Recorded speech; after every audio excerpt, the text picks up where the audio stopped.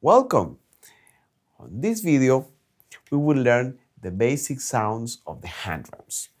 We're going to use the conga, the tumbadora, that is from Afro-Cuban music, but the sounds that we're going to learn, you can use it mostly on all hand drums around the world. The difference on the hand drums is, of course, the construction, the body, and the thickness of the head. So there's going to be different ways to approach, but in the main general vision, it's the same kind of sounds. The first sound is what is called the open tone. With the open tone, you get the fundamental note of the drum. Very important. Your hand strikes the drum but has to lift. If you don't lift the hand, you create another sound. You need the skin to vibrate.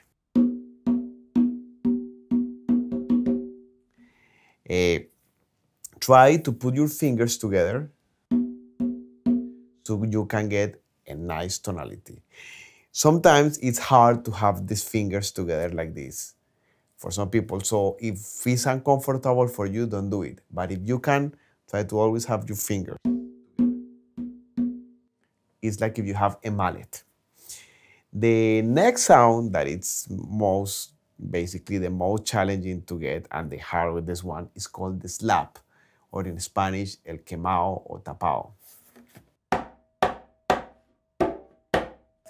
There's many ways to do this sound, so we're going to dedicate one video specifically for the slap. The next two sounds are what makes hand drum technique unique, and it's the combination of your heel of your hand in the center and your fingertips.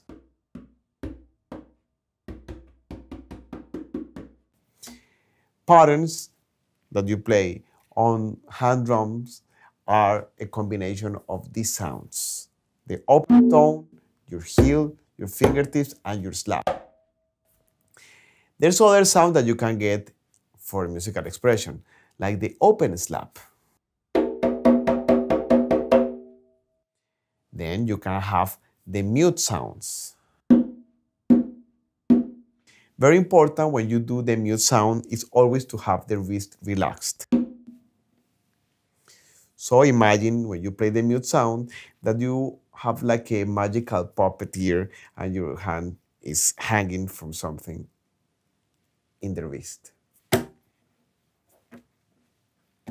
So your wrist is always relaxed. So you have to develop control on your wrist, but relaxed. Other sounds that are very interesting is the harmonic sound of the drum. You get this pressing in the center with your finger, index finger, and do another hit with the other hand, with the index.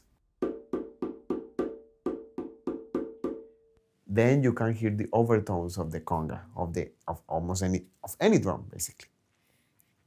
Then you can also play with your fingertips at the edge of the drum. You can change the amount of overtones with the amount of fingers that you use.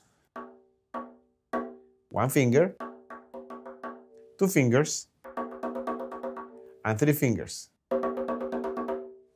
In some drums around the world, you use these sounds in the patterns, are very important for the drum. In the conga drum, you don't use it as much because also the thickness of the conga drum head is bigger, is thicker. The thinner are the drum heads, the more overtones that you can get and different kind of sounds. Okay? And other sound that you can create with the drums, try to explore. You want the nails with the hands in the other way, with the elbow, or the famous glissando. So keep exploring all the sounds that you can get of the drum. But very important, focus on getting a clean, open tone and your heels. See you in the next video.